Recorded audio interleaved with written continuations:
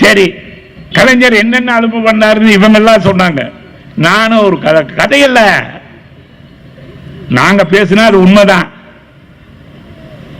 கலைஞர் எப்படியாவது எம்ஜிஆர் கட்சியிலிருந்து தூக்கணும்.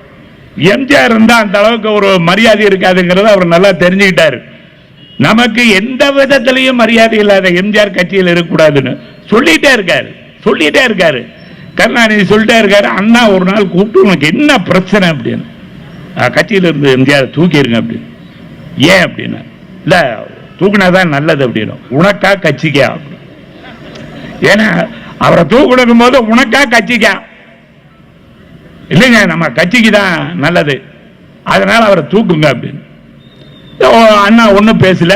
உடனே கருணாநிதி வா பத்தாரு வா உட்காரு. அப்போ ஒரு இடைத்தேர்தல் ஒரு மேட்டுப்பாளையம் மாதிரி இடத்துல நடக்குது. இவர் கேட்கிறாரு அண்ணா கருணாநிதி கிட்ட, இப்ப அவனை தூக்க சொல்றோம், ஓகே, மேட்டுப்பாளையத்தில் பை எலெக்ஷன் நடக்குது, இந்த தொகுதியில நான் நின்னா எவ்வளவு ஓட்டு போடுவாங்க அப்படின்னு அண்ணா கேட்கிறாரு. 1.5 லட்சம் ஓட்டு அங்க இருக்கு. நீங்க என்ன அங்க நிக்கிறீங்க? நீங்க காஞ்சிபுரத்துல தான் நிற்பேன்.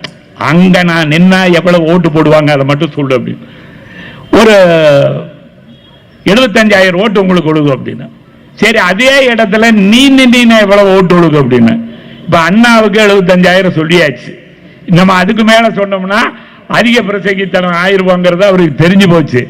அதனால நான் நின்னா ஒரு 60,000 ஓட்டு வாங்குவாங்க.